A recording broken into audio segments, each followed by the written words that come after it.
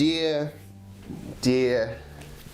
bison, elk, antelope, gazelle, and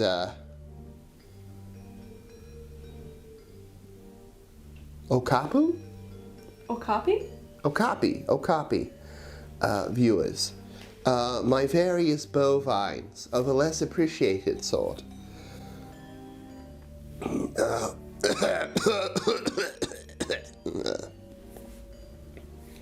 My various bovines of an underappreciated sort.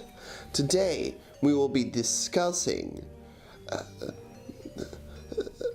tales from the continent that cradled human development. Yes, we will be talking about Africa itself. This episode will focus on southeastern Africa. We meant it to sort of be an East Coast thing, but we kind of fell into just like the southeastern corner of the country, which is okay because there's a lot to talk about in the southeastern corner of Africa.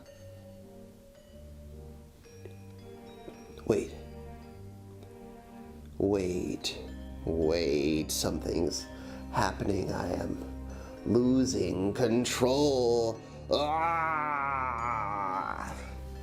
Hey guys, out of character for just like 1 second here. I would like to announce that I am not an expert on African history, nor very many fields of history at all, if any. So, in the spirit of not being a total dillweed, I would like to curate a little here and say, if you have an interest in African history, I would like to point to YouTubers like I think Nigerian History and Hometeam History especially is a personal favorite of mine. They're excellent YouTubers, excellent informers. They talk about a wide variety of topics, and I can't suggest them enough. So after the video, preferably, go check them out. They're pretty great. Where was I? What was happening? What happened in the darkness? What happened in the light? Possessed. Oh no! Was I possessed by some sort of evil video editing freak again? You're probably the evil one. Nothing is more disgusting than a demented, obsessed video editing, video filming, video writing maniac. Yes, the scum of the earth. Not very talented either. Really a bunch of fat schlocks who sit around at their desk all day in their homes, whining about how their YouTube videos haven't found success yet. Oh, look at me, I'm a video editor, and I think that I am some kind of great artiste because I can right-click and split. Yes, look at me. Woo! Anyway, yes. We'll be talking about Africa, its spiritual practices, or a spiritual practice, let's be honest. The rise and fall of great kingdoms, spanning whole subcontinents, if you are generous with the definition of subcontinent. And we'll be talking about a creature too that I can't remember.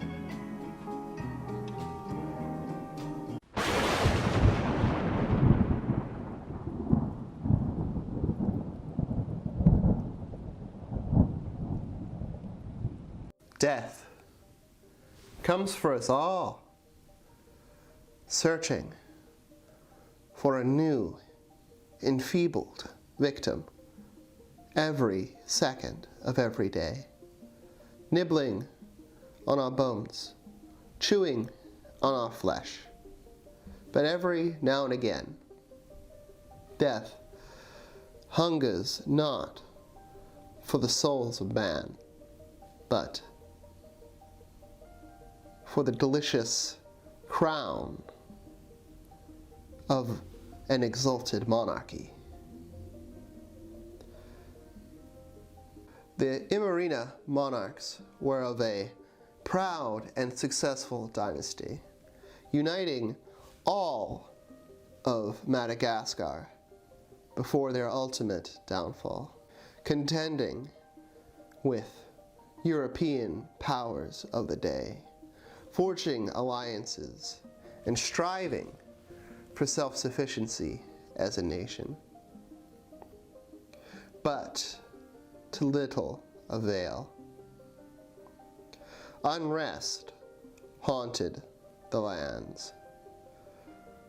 Conflict with nobility and with ethnic groups less invested in the Imerina way of doing things. However, the ultimate fall of this monarchy would not be from internal hands, but from the hands of foreigners.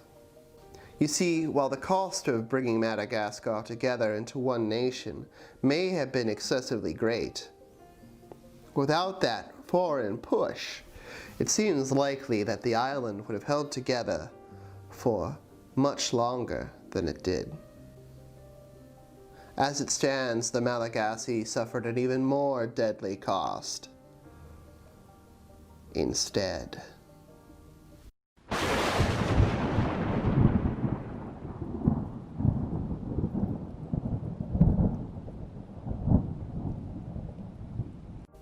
Imerina was a powerful force, an effective enough military, partially modernized as a nation, accepting some Western influence, but generally striving for self-reliance as a nation.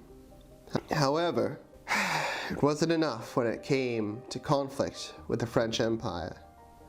In the First War, the French simply swept the nation, ultimately being given a port of their own on the island after soundly defeating the nation.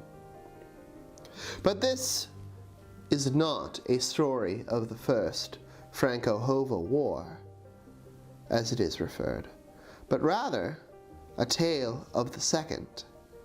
You see, while the first was a sound beating, the monarchy held together under Ranu III, and would have even potentially bounced back if it weren't for some underhanded diplomatic behaviors on the part of certain Western powers. You see, when unrest began a stirring in Madagascar, the French sprung into action. You see, they didn't like that the Imerina monarchy did not seem to exactly be playing into their hands the way they would like. They were resisting policy changes in French influence and Christianity and whatnot. However, this, despite being a somewhat noble endeavor, was the endeavor that would spell the monarchy's doom.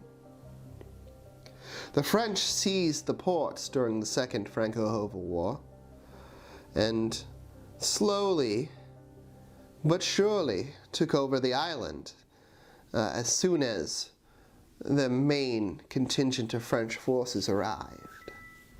Now, the biggest issue the French faced was disease. 1/3 of their troops dead. It was a true nightmare.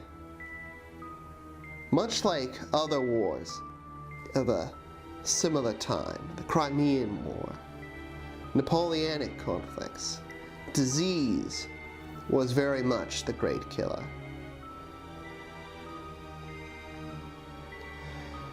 But disease wasn't the only killer. The French brutally defeated the Imerina forces. It was only a matter of time. The crown surrendered and was forced into exile. They had tried to reach out to Germans, to Englishmen for help. But despite Germany being officially allied with them, Madagascar was technically under the French sphere of influence, so the Germans simply let their allies be conquered. It was a time of extreme nationalism in France, part of what motivated their colonial grab in the island of Madagascar. A sign of things to come, if you ask me. Ronu III was mocked, verbally assaulted upon her arrival in the Isle of Reunion.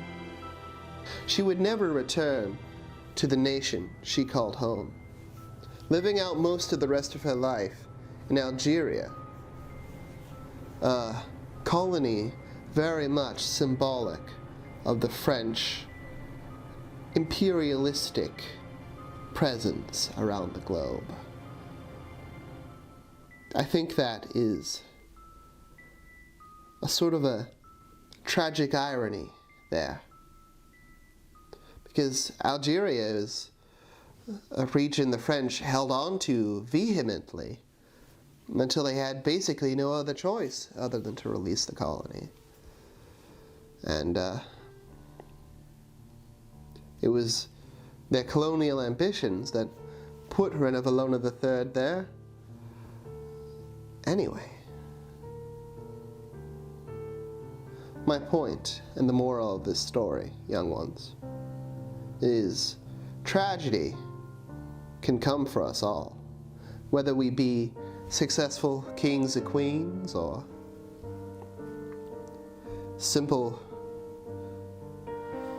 whether we be successful kings or queens, or soldiers abroad, or simple common folk fed up with the status quo. He is coming for you. He does not care about your wealth, your crowns, or your accomplishments. He doesn't care about fairness. All he cares about is a delicious Philly cheesesteak, which is why America will never die, because Philadelphia produces death's favorite sandwich.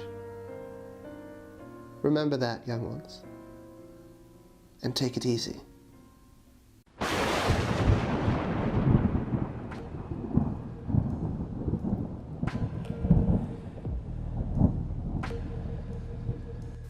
Hello, listeners, and welcome to the East Africa episode.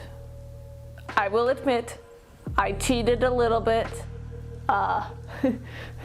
This bit is actually more South African in general than East African, but it still works.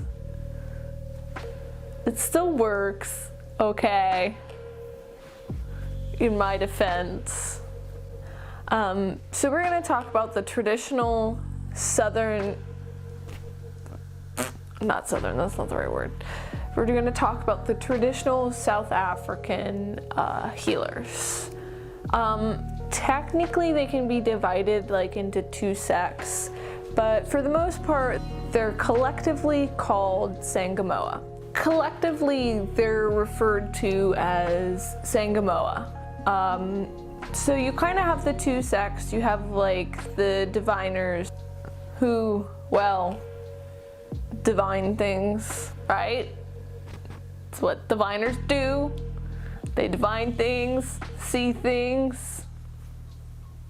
It's their job.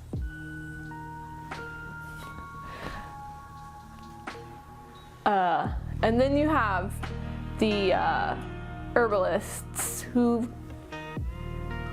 well,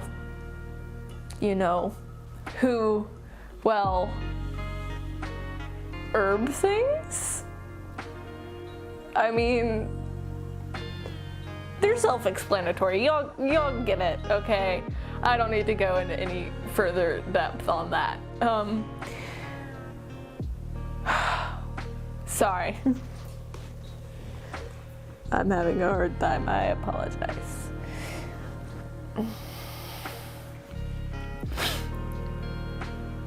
As a whole, these traditional healers perform a lot of the political and social responsibilities in their communities, similar to what the Miko used to do in Japan.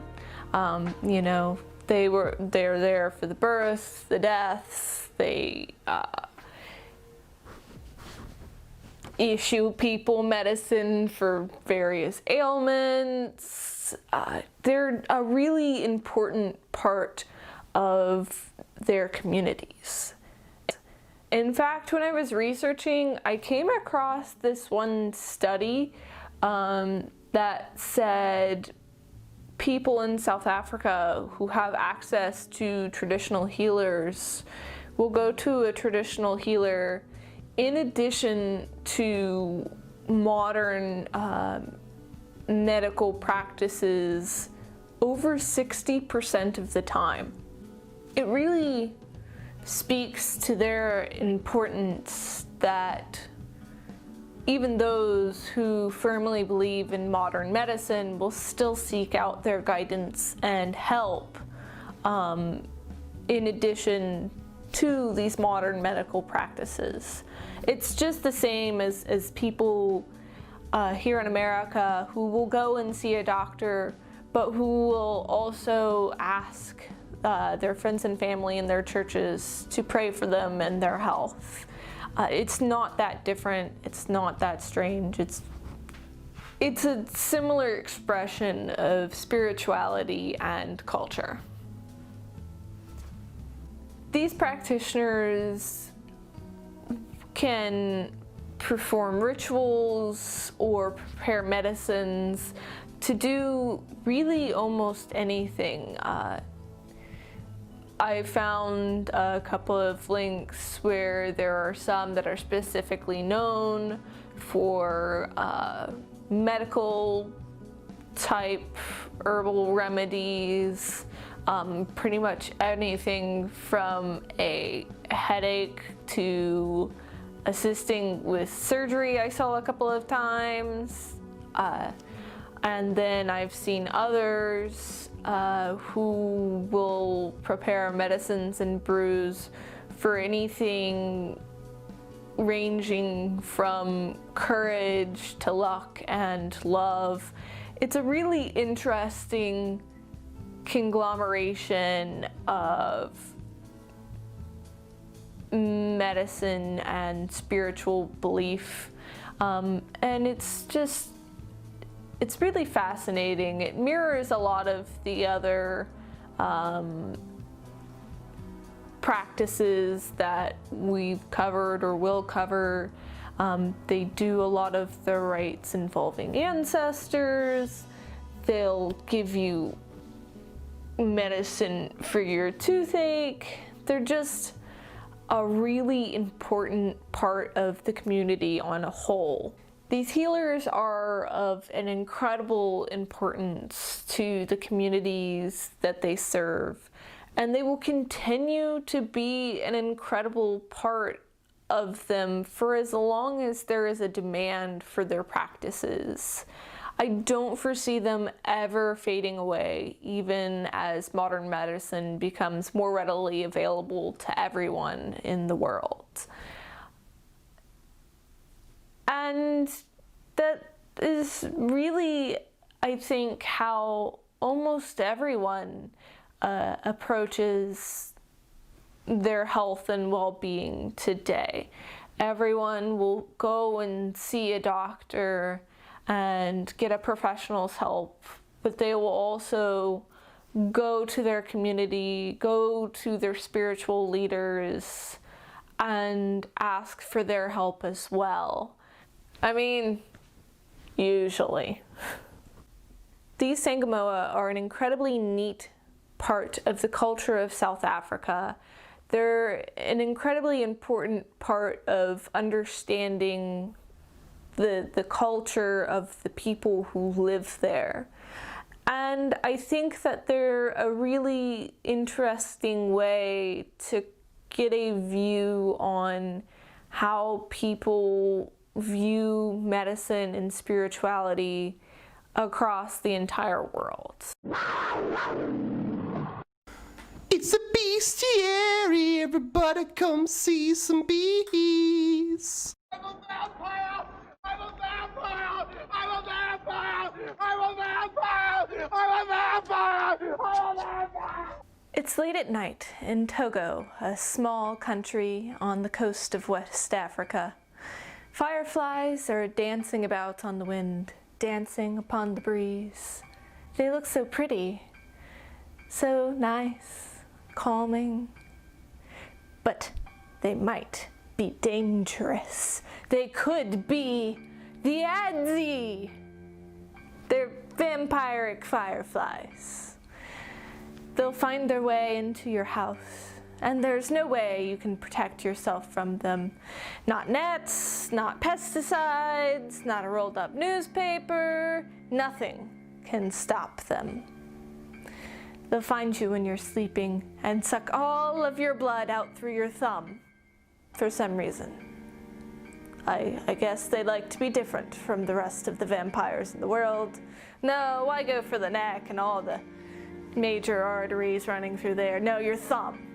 If you're a small child, you're going to die from blood loss. If you are an adult, you might survive the blood loss, but they leave you sick. Your days are limited. You're sure to die within a week.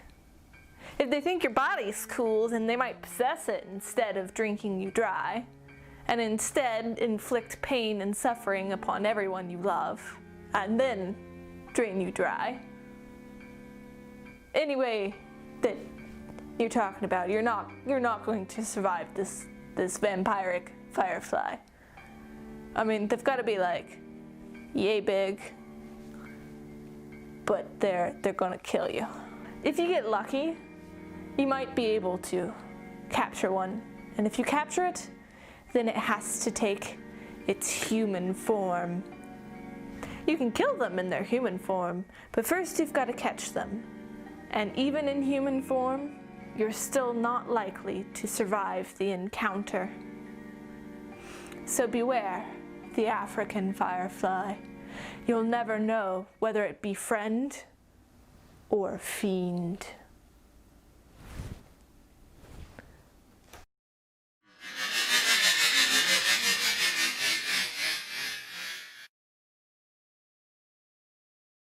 Yes, dear viewer, a spooky, sparkly, shiny beast indeed. A feast for the eyes, and probably for the beast too, if you lay eyes on it. Yes, yes, yes, yes. Many yeses unto you, dear viewer. Please feel free to check out the content creators listed in the description below. They really are fantastic. And feel free as well to liberate some of those poor Washingtons imprisoned within your pocket. If you send us a George Washington or two today, we will use our dark magics, our understandings of the dark arts, to free George Washington from his papery prison. And more George Washington free from his papery prison can only be good for America. So if you love America and you enjoy these videos and you think dark magic can save America by restoring George Washington to it, then you should consider donating to us on Patreon. Thank you for your time. We hope you have an excellent day, a fantastic night, and a great biluminal period between the two. Stay spooky, my dear viewers.